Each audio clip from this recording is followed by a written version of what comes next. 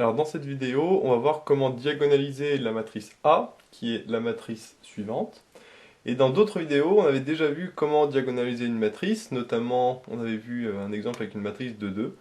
Là, on va utiliser exactement la même technique, d'accord, mais sur une matrice 3-3. On va voir qu'est-ce qui est pareil, qu'est-ce qui n'est pas pareil, d'accord. Sur une matrice de 2 et sur une matrice 3-3, c'est quasiment la même chose, d'accord, sauf que cette fois-ci, comme on est en dimension 3, forcément, on aura un peu plus de termes à calculer. Les calculs vont être un petit peu plus longs, mais sinon, la méthode générale, ça va être la même. Donc la méthode générale, c'est quoi? C'est de d'abord trouver les valeurs propres, d'accord. Donc moi, je note VAP, d'accord, valeurs propres, ça c'est la première étape. Ensuite, trouver les vecteurs propres, on peut marquer VEP, d'accord, pour vecteurs propres. Les vecteurs propres, bien sûr, associés à chacune valeur propre. Et une fois qu'on a fait ça, il n'y a plus qu'à écrire, normalement, la formule de la diagonalisation, hein, A égale P P-1, comme on l'avait vu. Mais ça, ce sera à la fin. Donc, première étape, c'est de trouver les valeurs propres. Donc, dans cette vidéo, on va d'abord trouver les valeurs propres, d'accord, de la matrice A. Alors, pour trouver les valeurs propres, on avait vu qu'il fallait trouver le polynôme caractéristique de la matrice A. Et le polynôme caractéristique, c'était, souvent on l'appelle xi de lambda. Et qu'est-ce que c'est? C'est le déterminant de la matrice A moins lambda identité. Ça, c'est ce qu'on avait vu pour les matrices de 2. Donc, qu'est-ce qu'on fait? Eh bien, on écrit le déterminant de la matrice A moins lambda identité, c'est-à-dire on écrit la matrice A et on rajoute moins lambda sur la diagonale, ce qui fait que le 1 devient 1 moins lambda, moins 1 et 1, ça reste pareil, hein, parce que c'est pas sur la diagonale, moins 2, ici. Là, on a 0 moins lambda, donc c'est-à-dire moins lambda, moins 1, il reste, moins 2 et moins 2, il reste, et puis on rajoute un 1 ici, un moins 1, un moins lambda sur la dernière diagonale, donc ça fait ça, d'accord? Donc c'est exactement la même matrice que la matrice A, mais avec moins lambda et moins lambda sur la diagonale, d'accord? Et bien sûr, comme c'est un déterminant, on met des barres et non pas des parenthèses. Et maintenant, on va calculer ce déterminant. Alors, soit on développe selon une ligne ou une colonne, mais ici, on va voir que c'est pas forcément très intelligent. Le mieux, c'est de faire par Sarus. Ici, il n'y a pas de règle, dans le sens où il n'y a pas de zéro. S'il y avait des zéros, on fait en développant selon une ligne ou une colonne. Si il n'y a pas de zéro, on fait comme on veut. Ici, on va faire Sarus, c'est plus simple. On va voir que ça va bien se simplifier, ça va bien se goupiller. Alors Sarus, donc je rappelle, c'est ça fois ça fois ça, plus ça fois ça fois ça, plus ça fois ça fois ça. Et après, moins ça fois ça fois ça, plus ça fois ça fois ça, plus ça fois ça fois ça. Et bien sûr, c'est moins le tout, les trois derniers termes. D'accord? Donc c'est parti. Donc le premier terme, c'est ça fois ça fois ça. C'est-à-dire 1 moins lambda fois 1 moins lambda. Donc là, on a qu'on a 1 moins lambda fois 1 moins lambda, c'est-à-dire 1 moins lambda au carré, fois le dernier terme qui est moins lambda. D'accord? Donc c'est ça fois ça fois ça. Ensuite, on a moins 2 fois 1. Donc les moins simplifient, ça fait 2 fois 2 fois 1, 2 fois 2 fois 1, ça fait 4. Donc plus 4. Okay. Et le dernier terme, c'est ça fois ça fois ça, c'est-à-dire moins 1 fois moins 2, moins, ça fait moins, d'accord? Et 1 fois 2, ça fait 2. Voilà, donc là, aucune difficulté à ce niveau-là. Ensuite, on met moins, attention, entre parenthèses, le pareil mais dans l'autre sens, c'est-à-dire dans ce sens-là. Donc on a d'abord 1 moins lambda fois moins 2, donc 1 fois moins lambda fois 2, moins et moins ça fait plus, et 1 fois lambda fois 2, ça fait 2 lambda. D'accord? Donc là j'ai 2 lambda. Ensuite j'ai ça, c'est-à-dire 1 moins lambda fois moins 2 fois moins 2 fois moins 1, ça fait 2, donc 2 fois 1 moins lambda. D'accord? Et bien sûr, c'est plus hein, à chaque fois, ici, parce que c'est moins et moins, ça fait plus, etc. Mais il ne faut pas oublier qu'il y a toujours le moins, d'accord? Le moins de tout à l'heure, mais pour ça qu'on met une parenthèse. Donc là, on a fait ça fois ça, donc il nous reste à faire ça fois ça, c'est-à-dire moins 2 fois moins 1 moins lambda, donc c'est-à-dire exactement la même chose que ce qu'on vient de faire, donc il y a encore une fois plus 2 fois 1 moins lambda. D'accord? Parce que moins 2 fois moins 1, ça fait 2, donc 2 fois 1 moins lambda. Ok? Donc voilà, ça c'est en développant selon la règle de Sarus, d'accord, mon déterminant. Hein, ça fois ça, plus ça fois ça fois ça, plus ça fois ça fois ça, moins, entre parenthèses, ça fois ça fois ça, plus ça fois ça fois ça, plus ça fois ça fois fois ça, tout simplement. Je renvoie à la vidéo spéciale où on avait développé un petit peu la méthode de Sarus. Là, je n'ai fait que l'appliquer. Je ne vais pas la redévelopper entièrement. Alors maintenant, c'est là qu'il faut faire attention, que faut pas tomber dans le piège de se dire, bah tiens, je vais 1 moins lambda au carré, je vais le développer, hein, de a moins b au carré, et puis je vais tout développer, comme ça j'aurai un polynôme, et puis après je vais le refactoriser. On peut faire ça, mais c'est bête, dans le sens où, là c'est déjà factorisé.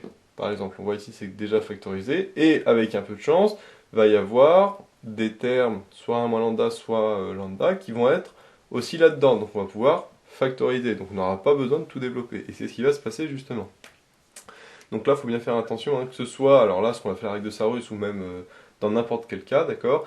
Quand on calcule le polynôme caractéristique, il ne faut pas forcément développer, il faut essayer de factoriser au maximum. Donc quand on a quelque chose, d'abord on va simplifier cette expression avant de éventuellement développer. Alors là, 1 moins lambda carré fois moins lambda, je vais juste mettre le moins lambda devant, d'accord, pour que ce soit un peu plus joli. Donc ça fait moins lambda fois 1 moins lambda au carré. Ok. Ensuite, 4 moins 2, ça fait 2, donc plus 2. Ok. Et là, ici, j'ai moins de lambda. On est d'accord, moins de lambda. Ensuite, ici, j'ai 2 fois 1 moins lambda plus 2 fois 1 moins lambda. Bon, alors, si je regroupe tout de suite, ça fait du coup 4 fois 1 moins lambda. D'accord, 2 fois 1 moins lambda plus 2 fois 1 moins lambda. Du coup, ça fait 4 fois 1 moins lambda. D'accord, soit on se dit, bah, je factorise par 1 moins lambda, ça fait facteur de 2 plus 2, ça fait 4. Soit on le fait directement, mais en tout cas, ça donne 4 fois 1 moins lambda. Donc, il ne faut pas oublier qu'il y a le moins devant la parenthèse, donc ça fait non pas 4 plus 4 fois 1 moins lambda, mais moins 4 fois 1 moins lambda. Voilà, à cause du moins qui était là devant la parenthèse. Donc là, normalement, on est content, puisque on voit qu'on a du 1 moins lambda. Donc on va pouvoir le factoriser et le rentrer là-dedans. D'accord? Alors, avant de faire ça, on va d'abord également factoriser ici, parce que là j'ai plus 2 moins 2 lambda, donc si je factorise par 2, ça fait plus 2 facteur de ici 1, parce que 2 fois 1 ça fait 2, et moins 2 lambda factorisé par 2, ça fait moins lambda. Et là, bingo, j'ai encore une fois fait apparaître 1 moins lambda. D'accord? Donc, c'est vraiment parfait. Okay. Ensuite, ici, j'ai toujours mon moins 4 fois 1 moins lambda. Et là, c'est parfait parce que j'ai 3 termes, d'accord, qui ont chacun 1 moins lambda. Donc je vais pouvoir factoriser par 1 moins lambda. D'accord? Donc 1 moins lambda, facteur de quoi? Facteur de, ici, moins lambda fois 1 moins lambda. Ah oui, attention, parce que j'ai 1 moins lambda au carré. Donc si je factorise par 1 moins lambda, il me reste toujours 1, d'accord? Au carré, c'est-à-dire que j'en ai 2. Donc là, j'ai 1 moins lambda fois 1 moins lambda, ça fait bien 1 moins lambda au carré. Et puis le moins lambda qui traîne devant, je le mets avec, d'accord? Donc ça c'est bon. Et ensuite, qu'est-ce que j'ai? J'ai plus 2, parce que ici j'ai 2 fois 1 moins lambda, donc si je factorise par 1 moins lambda, ça fait plus 2. Et là, moins 4 fois 1 moins lambda, même principe, j'aurai moins 4. D'accord? Tout simplement. Ça, c'est vraiment de la factorisation facile, hein, niveau collège, et non, il n'y a aucune difficulté. Maintenant, je vais simplifier. Alors là, on voit que ici, on ne peut pas factoriser par 1 moins lambda ou lambda. Donc là, par contre, on développe. Parce que ici, si on ne développe pas, de toute façon, on ne va rien pouvoir faire du tout. Donc je développe. Donc ça fait moins lambda fois 1, donc moins lambda. Et moins lambda fois moins lambda, ça fait plus lambda carré. Parce que moins et moins, ça fait plus. Et lambda fois lambda, ça fait lambda carré. Et là, plus de moins 4, ça fait moins 2. Voilà. Donc, là, c'est presque terminé, puisque j'ai factorisé. Là, ce que je voulais, c'est factoriser vraiment au maximum, hein, d'accord, retrouver à la fin que des polynômes de degré 1, d'accord. Donc là, j'ai 1 moins lambda, donc c'est parfait, c'est un polynôme de degré 1 en lambda, ok, parce que ici, c'est lambda, hein, la variable. Et par contre, ici, j'ai un polynôme de degré 2, puisque j'ai du lambda carré. Alors, à voir, est-ce qu'on peut le factoriser ou pas, d'accord? Parce que les polynômes de degré 2, parfois on peut les factoriser, parfois on ne peut pas les factoriser. Tout dépend s'il y a des racines ou pas, d'accord?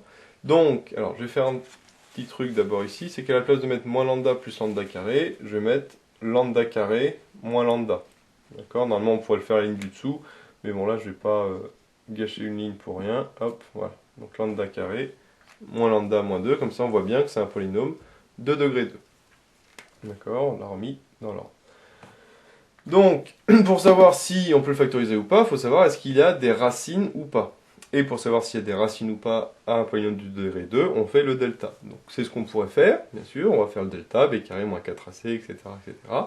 Mais comme très souvent, on a vu que si on veut gagner un peu de temps, on peut voir est-ce qu'il n'y a pas éventuellement des racines évidentes. Et ici, bien sûr, comme par hasard, il va y en avoir.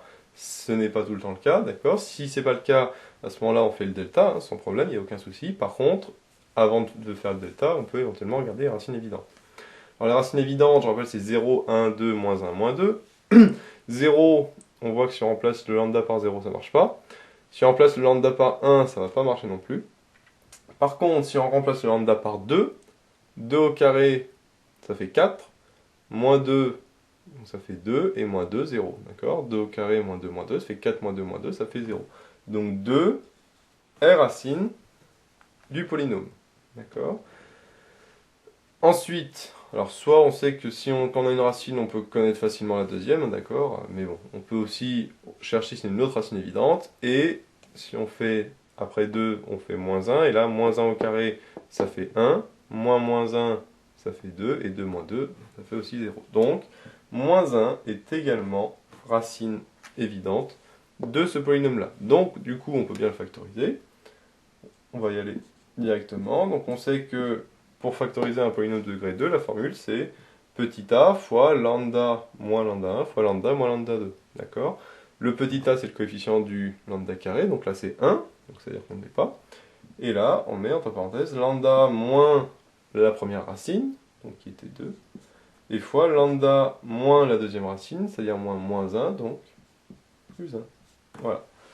Et donc voilà, j'ai trouvé la factorisation de mon polynôme caractéristique, d'accord, xi de lambda, qui est 1 moins lambda fois lambda moins 2 fois lambda plus 1. Et donc là, on voit que c'est un polynôme qui est scindé à racine simple, puisque c'est uniquement un produit de polynôme de degré 1, d'accord, il n'y a que du lambda, lambda, lambda, il n'y a pas de lambda carré. Et en plus, chaque terme, chaque parenthèse, hein, d'accord, est de degré à la puissance 1. C'est 1 moins lambda puissance 1, lambda moins 2 à la puissance 1, et lambda plus 1 à la puissance 1.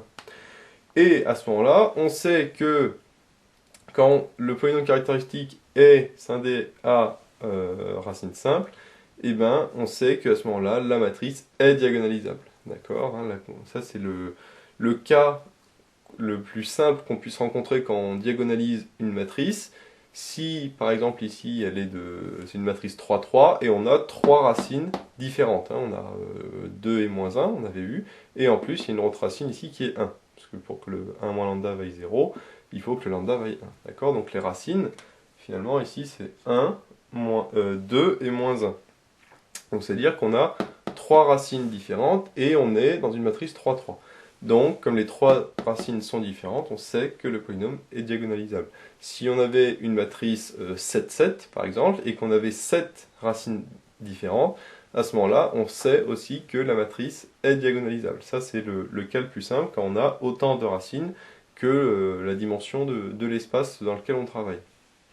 D'accord? On verra après, justement, d'autres exemples où on a moins de racines que la taille de l'espace, la dimension de l'espace. À ce moment-là, on va voir que c'est pas tout le temps diagonalisable. Mais là, quand on a que des racines différentes, à ce moment-là, on sait que c'est diagonalisable. D'accord? Donc voilà, on a fait la première étape qui était de trouver les valeurs propres, qui sont 1, 2 et moins 1, d'accord? Et pourquoi c'est les valeurs propres? Parce que c'est les racines du polynôme caractéristique. Parce qu'on a vu que là, les racines de ça, c'était 2 et moins 1. D'accord? Et la racine de 1 moins lambda, évidemment, c'est 1. Hein. Pour que le 1 moins lambda vaille 0, il faut forcément que le lambda vaille 1. D'accord? Voilà. Donc, les trois valeurs propres, c'est celle-là. D'accord? 1, 2 et moins 1. Donc, comme on le voit, là, il n'y a aucune différence par rapport à un polynôme, à une matrice de 2. D'accord? Le principe, c'est le même pour trouver les valeurs propres. C'est on fait le déterminant de A moins lambda identité. Qui ici, comme c'est une matrice 3-3, soit on développe sur une ligne ou une colonne, soit on fait ça russe. Donc là, on a choisi de faire ça russe. Et la petite astuce, attention, ne surtout pas développer, mais de factoriser au maximum. Et là, on voit que si on regroupe, qu'on factorise de manière intelligente, eh bien, on arrive à factoriser assez facilement par 1 moins lambda. D'accord? Attention, bien sûr, quand on arrive là, par exemple, il ne faut pas factoriser ces deux-là par lambda. Ça, c'est une erreur, ça ne sert à rien de factoriser ça et ça par lambda. D'accord? Il faut avoir un peu de jugeote et voir que là, il y a 1 moins lambda et 1 moins lambda, et que si on factorise par 2, on fait apparaître 1 moins lambda. Donc là, c'est parfait. Il n'y a plus qu'à factoriser, et là, bon, on tombe sur un polynôme de degré 2, donc normalement delta, b carré moins 4ac, etc. Mais comme ici, on a des racines évidentes, tant qu'à faire, autant le faire. D'accord? Mais ça, c'est vraiment les racines évidentes pour aller plus vite, hein. Normalement, sur la copie, il faut faire le delta, b carré moins 4ac. Mais, bon, ici, on a vu qu'on pouvait aller plus vite. Voilà. Et donc, on a trouvé les valeurs propres, et donc maintenant, dans la deuxième vidéo, on va trouver les vecteurs propres associés à chacune de ces valeurs propres.